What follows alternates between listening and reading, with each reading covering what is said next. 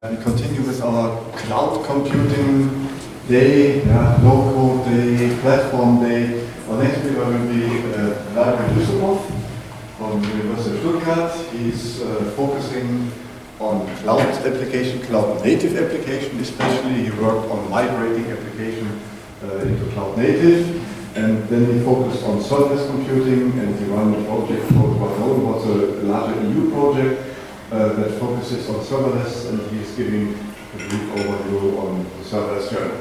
Vladimir, go ahead. Thank you very much for the introduction as well. So hello everyone, it's very nice to see you live in person. And I will be trying to condense this 2.5 years journey into a 30 minutes presentation, so buckle up, microphone button. So, RADON, just as an agenda today, I would briefly motivate an overview what RADON is about. Then I would talk about the way modeling happens. This is a Tosca-based modeling, but I would just emphasize what was happening in RADON, what are the modeling ideas introduced. Then I would move on to the quality assurance tools that RADON also introduced, and then finalize with the runtime environment and the IDE. So the RADON is not a mechanical element in this context. It's a rational decomposition and orchestration for serverless computing, and it was a 2.5 years project that incorporated data organizations from all parts of Europe. And the value proposition was to have a DevOps framework that enables modeling serverless class-based applications to and abstracting away from specific technologies. So the term serverless computing, serverless is a buzzword, but in many cases, it is often associated with function as a service platforms. We have many platforms such as AWS Lambda, Azure Functions, OpenFaaS. Sometimes it is also associated with the actual execution model, where we host small code snippets. They are invoked based on events occurring in the system and scaled automatically by provider, also to zero when the functions are not working. And at the same time, serverless also encompasses other component types because we need to store some state somewhere, and we have different components such as database as a service, message queues as a service, and software as a service is also serverless. What are the services there as well? And the overall idea is to shift the focus to providers in terms of management efforts. And it differs from server for computing in a way that compute and storage are provisioned and priced separately, so we typically store state in some other services, in separate services. The automated and provider manage the resources allocation. So the functions are, for example, in the case of FaaS, they are auto-scaled by the provider and scaled to zero when no requests are incoming. And the finer grained billing models are introduced as well, also influenced by the way resources are allocated. So function as a service, briefly, the core idea is that we have a provider-managed platform. We can host code snippets on the platform that are triggered by many kinds of events in a synchronous or asynchronous fashion. It's one of the ways also to implement microservices because we can host our functionalities as functions, also integrating this, relying on the built-in integration mechanisms from providers, and we decouple resources. So we have stateless functions, we store the state in some separate services, and changes in the state might trigger events that trigger functions. So it's an event-driven programming model. And here's an example of a ride-sharing application in Azure, where we have different Azure functions implementing specific APIs. And they are integrated with other types of services where we have event Crete, where we integrate all different kinds of events. We also store some data in other services. And the question is why? Why serverless and why FaaS? Obviously it provides a way to quickly prototype new solutions. In a matter of hours we can deploy functions, integrate them with different kinds of services and have some sort of a first running prototypes. It is also a way to avoid unwarranted costs because we don't, when the functions are not used, we actually have no incurred costs. So we are not paying when they are not executing. And this reduces risks for small enterprises and startups. And it's natural to combine with microservice-based architectures. It also has, it finds its application in different domains. So, for example, real-time data analytics, processing files, implementing different kinds of serverless APIs, batch processing and MapReduce style tasks where we can instantly scale many functions to many instances and then reduce the results into specific format we want and store it in some other service. Obviously, instructions for load data examples. So here's the ETL pipeline, again with the Azure example where functions implement all the steps of the instructions for load workflow.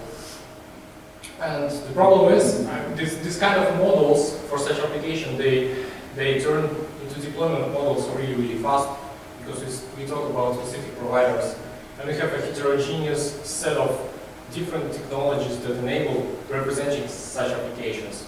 Serverless framework is one of the examples that is specifically related to these fast-centric application models, whereas there's also provider-specific options like AWS SUM, which enables modeling such applications for AWS.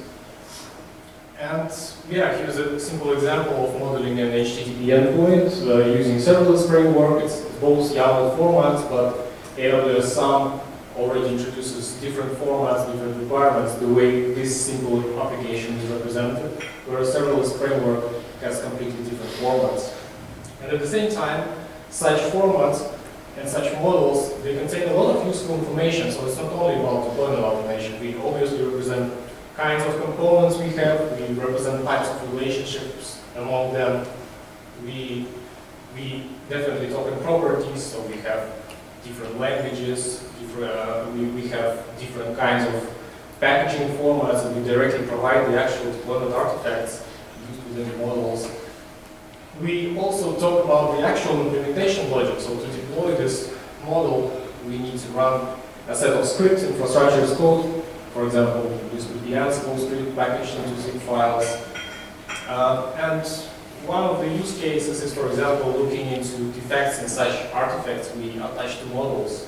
So we have a deployment model, and we can find anti-patterns or code smells, or, for example, here's the hard-coded secret embedded into the model.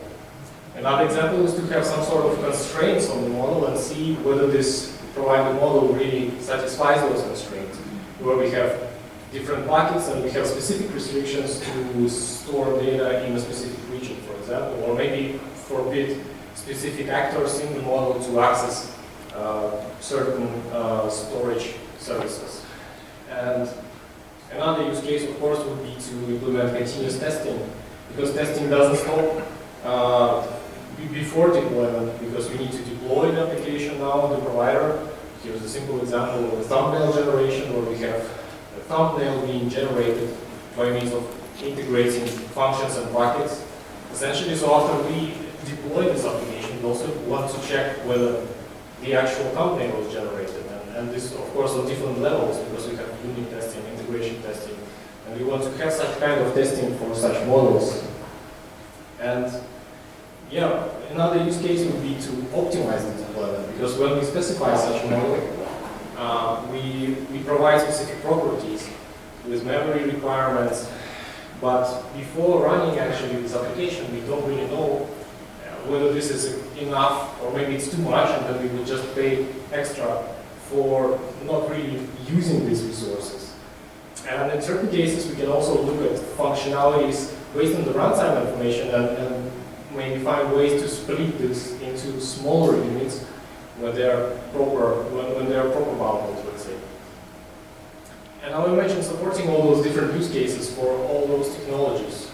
And this is essentially the idea, well, the core idea behind RADON, where the intention was to provide an integrated environment for different kinds of actors, software designers, developers, quality of service engineers, ops engineers. And the idea is to provide a modeling environment, a runtime environment, so that we can represent such applications, we can deploy them automatically, we provide users with the set of modeling constructs that abstract away such technologies.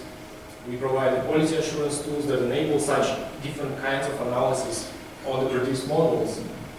And yeah, this is based on Tosca. This is why I'm giving a brief introduction into Tosca. I'm not going into much details, but it's probably good to someone who doesn't know what it is.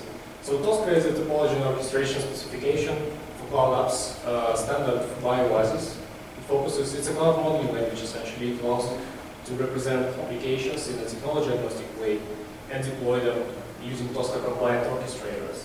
And the goal is on automation deployment and management and portability and interoperability of produced models. So the standard itself is mainly about these two major topics, representing application structure and deployment and management of applications. And talking about application structures, yeah, it's, the version we focused on is a YAML-based specification where we represent our applications by means of combining different components. So if you look at the typical stack, this is not a serverless stack, but it's an infrastructure as a service-based stack. In any case, we represent our components in the stack by combining them with different type relationships. So essentially, it's a directed acyclic graph representing a stack. And we have node templates that are nodes in the graph, and we have edges that are relationship templates that represent different kinds of relationships. For example, host on.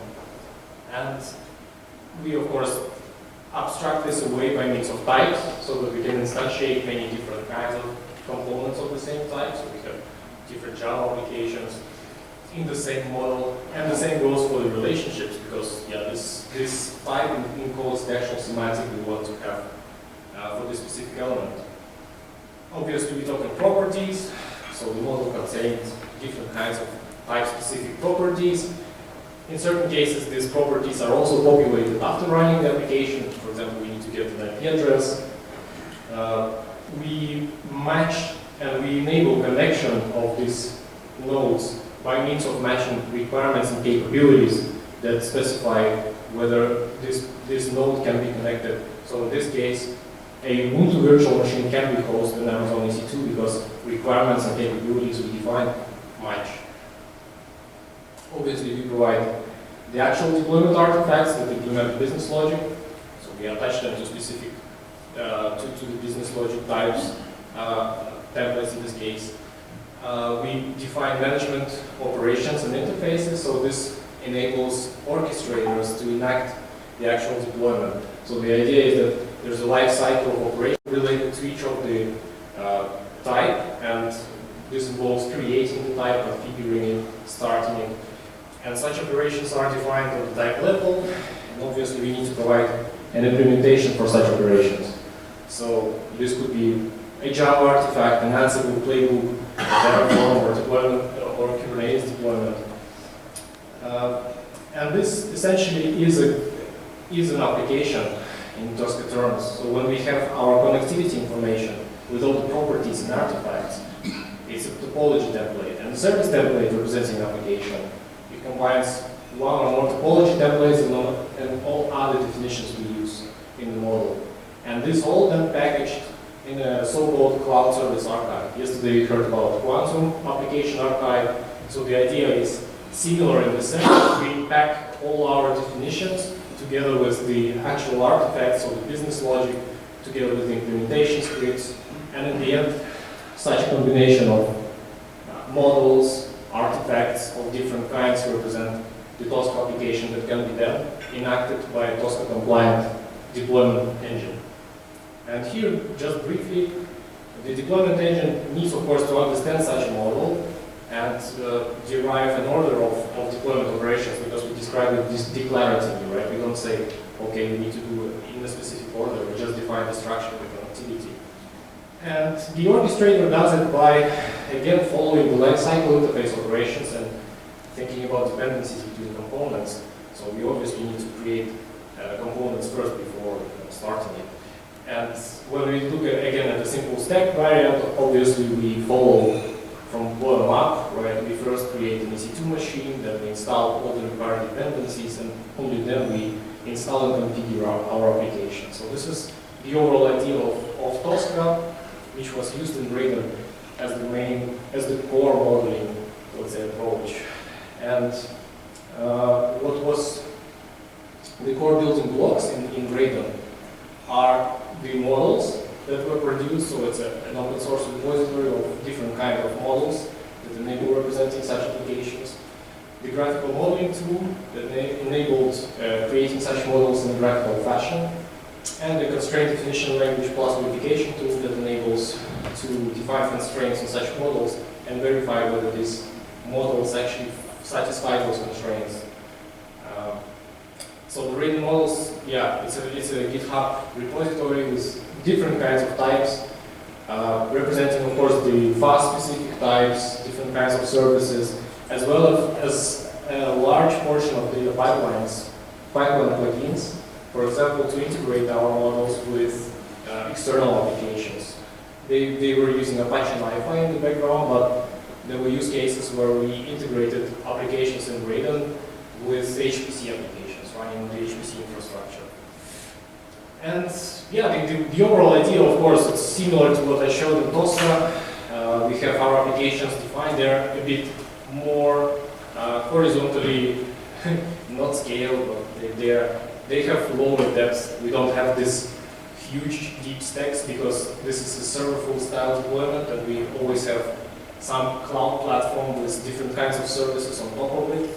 We represent, of course, platform with required properties, maybe some security-related requirements, the functions hosted on the platform, the buckets, with the semantics of event binding configured, for example, in the relationship type. And when the deployment is enacted, the actual event binding is then created by enacting the implementation artifacts contained in the relationships. So the graphical modeling tool essentially enables creating such models in a graphical way, because Tosca, in many cases, it is verbose, so people need to understand the syntax, which is not always easy. And creating models also as a means of starting out with the model and see how it looked like was enabled by means of Eclipse binary. It's an official Eclipse project, and it was extended to support Tosca YAML specification of version 1.3 with all other requirements that were needed to integrate all this heterogeneous set of RADON tools. So these are some examples of how models could look like, and you definitely see that with large applications. It's not even a large application, but it's already getting clever. But at the same time, we can represent different scenarios. This is an orchestration of different functions in the IBM cloud. This is a serverless API from a use case partner, which focused on hosting function implementations and providing an API for that. Obviously, the quality guardrails in RADON combine different tooling implemented by different partners from the project. So the verification tool focused on defining such constraints and testing models whether constraints are fulfilled or not. The defect prediction tool that actually looked into different kinds of artifacts attached to the model to identify possible defects in these models. In this case, implementation artifacts, so the Ansible playbooks that were attached to the implementations, as well as the Tosca model itself. And continuous testing tool is the tooling and the modeling as well to enable continuously test applications. So not only before deployment, but after deployment, and providing the feedback how the testing works. So constraints definition language and verification tool, yeah. The overall idea is that we have a RADON model, we define a set of constraints in the language, and the verification tool provides us with a list of inconsistencies. And it has already a built-in set of different runtime issues such as deadlocks or race conditions, but it is also flexible enough to provide user-defined definitions of constraints. And during the project evolution, different modes were added. So the beginning was verification mode, but at the same time also the correction was implemented further, when the model, the constraints, and the space of correction is provided. The model, the tool can actually suggest how to correct these constraints, violations. And as well as the learning mode, where only partial constraints are provided, the tool can also learn some constraints. And this is a quick example again, just functions and brackets, and all these regional problems where the specific countries, let's say, don't want to host the data outside of those countries, like US or China, they want to host data here and there. And the verification tool is aimed to understand such constraints defined in the language and provide the list of inconsistencies showing that okay, this model violates the defined constraints in the following way, and also provide corrections if not wanted to use. The next part is the defect prediction, where we look directly at the defects in different kinds of artifacts in the model. And yes, here the idea is that machine learning techniques are used to identify scripts that are possible error-prone or contain some imperfections, and a lot of part here was also looking into which metrics constitute such problems and smells and bug proneness. It's actually Damian's team was working on the topic. It was quite interesting. The overall idea is that here is the Ansible playbook, and based on a set of metrics, the tool was also analyzing and providing potential defects in the script. The same was also implemented on the Tosca level over the course of the project. In this sense, continuous testing tool was aimed to implement this end-to-end testing so that it doesn't stop after deployment. And obviously we have different scopes. We have function level testing, microservices, the data pipelines itself that integrate such applications. We have different test levels. Of course, we need to test on unit tests, integration tests. And the overall goal is to have this continuity in the process.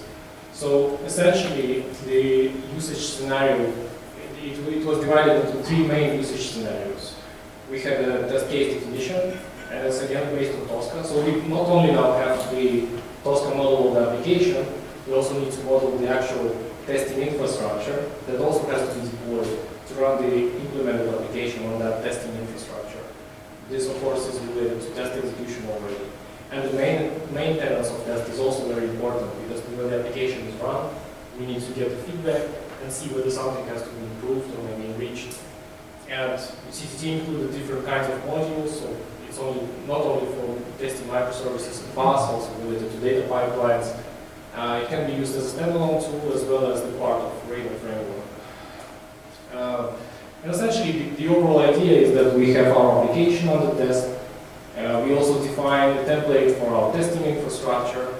The testing annotations are attached to the actual application by means of Tosca policies. This is another construct I didn't mention, but the overall idea is that we can attach some specific descriptions to nodes in Tosca, for example.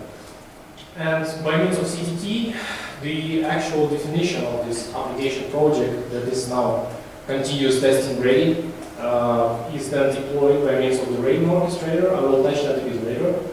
And the application is tested based on the defined tests, desired tests, and the test results are provided in the tool, which are then reported to the quality of service engineers. Yes, and essentially this is an example of how it's done in binary as well. We use policies to annotate tests on the model level. This is the way the system are the test, and the test infrastructure is defined, so it's essentially just different sets of Tosca models which are packed together and then understood by the CTT. And the last, or not last, but in terms of design and ops, the decomposition tool was also focusing it is focusing on refactoring the architecture, so we need to suggest how the application can be split into smaller units by means of runtime information, as well as to correct and optimize the model. So for example, the memory values that were specified in the model were too much. So the overall idea is that, we look into the decomposition of architecture, deployment optimization, and also enhancing the accuracy of actually specified performance requirements in the model.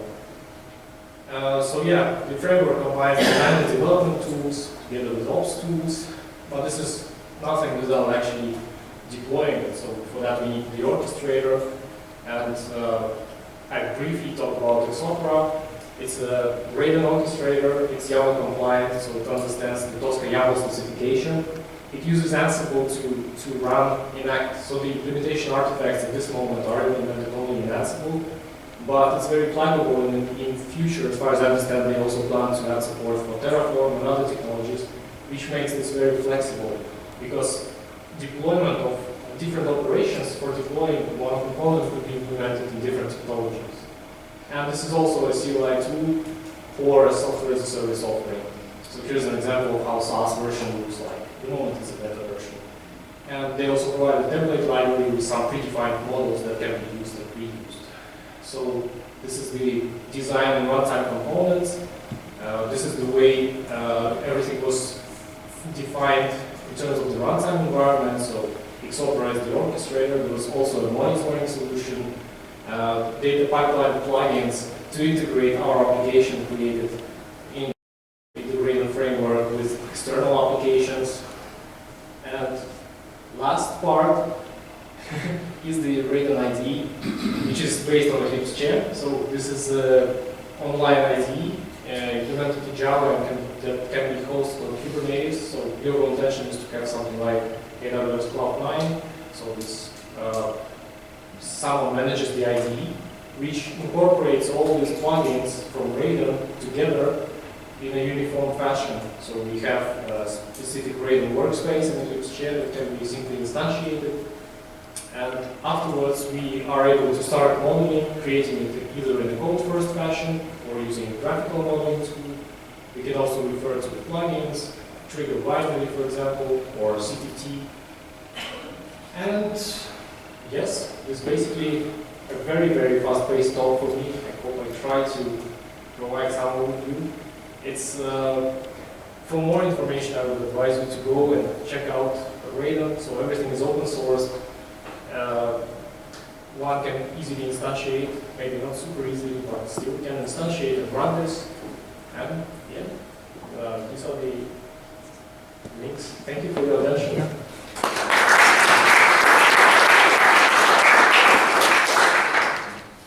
Not only fast, it was super fast. Yeah. Okay, some questions before lunch.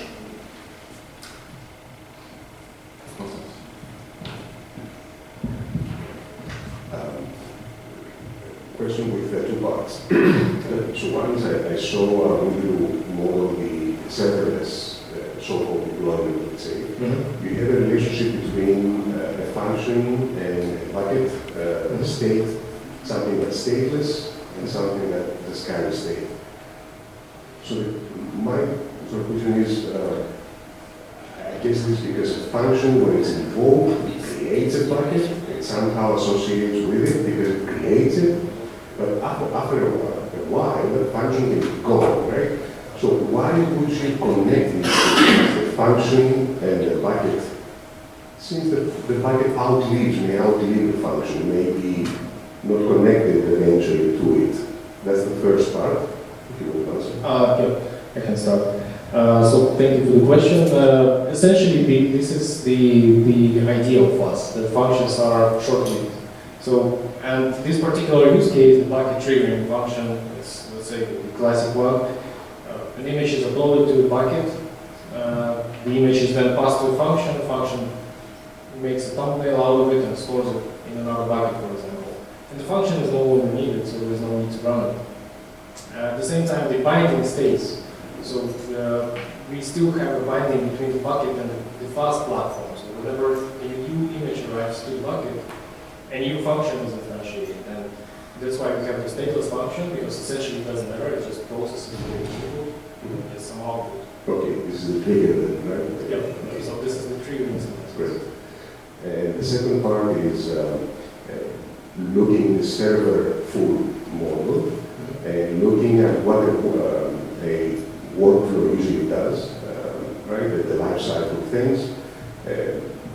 Shifting resources around, doing elasticity stuff, adding, removing resources, seems to be something we usually do. Now, a lot of it is now on the other side. It's on the cloud provider, elasticity and so forth. So one can argue that there is less things for the user to worry about. So does this make the serverless Tosca workflows less interesting, less useful than for the serverful case? Would you say that? No, I wouldn't say that it may, I mean, in terms of, it definitely reduces some configuration requirements. Obviously, we don't need to scale the function in this case, right? It's scaled by the provider. We still can configure some of the things. I think deployment doesn't go away, it just gets different. It's maybe the actual task of deployment, this finer grained components, it gets smaller and more contained, but at the same time we have way more components now. So we have plenty of functions, a lot of triggering semantics. There are also function orchestrators, which are essentially workflow engines for orchestrating functions now. So we implemented review, and we still need to deploy them. Could you say that deploy and undeploy is the primary things, while in the server case it's also add at the end, remove at the end, and there's more things to do. The workflow does more things in the lifetime of an application. Could you say that? Yeah, I would say for many services on the serverless side, I would say it is like that, because if we pick AWS SP, the object storage, we don't really scale it. The same with DynamoDB, for example, right? It's just we created the table and it works there. At the same time, we have hybrid applications. So, and then we go into the question of what is serverless and hybrid. Yeah, but we need to still integrate such different parts. So the data pipelines plugin in the examples, they were not entirely serverless in the sense that we still need to deploy them on a virtual machine, right? So this was already related to integrating serverless parts of the application with data pipeline plugins based on Apache Maika, and then using HPC infrastructure, for example. So some of the tasks would still be there unless the application is fully serverless, let's say. And then the question is whether it makes sense to do it or not. Because there are actually works that analyze serverless workload. In certain cases, it just gets more expensive, and it's it's more convenient to use the actual VM, for example. So depending on the workload on this scenario or use case. But this MapReduce style loads, let's say, it's quite a fitting example, for example. Thank you. Now the final, very urgent question. Enjoy lunch, we will be in 3 o'clock. Thank you. Thank you.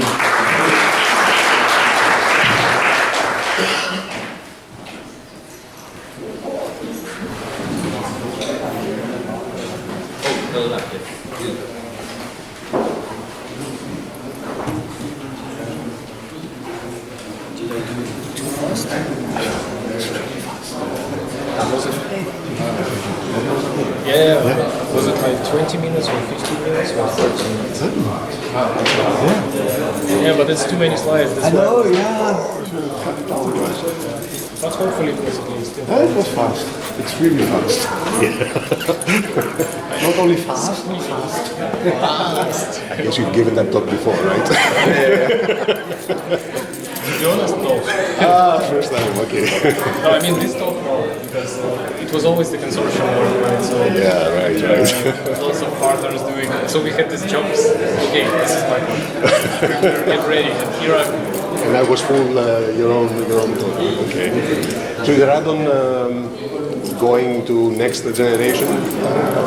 I think it evolves, of course, but as a holistic framework, I don't know how this happens, because of course this involves a lot of special expertise from the providers.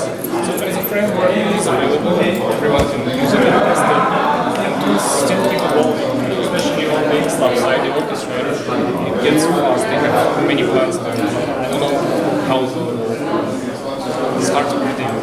But any follow-up project? I think they were planning to write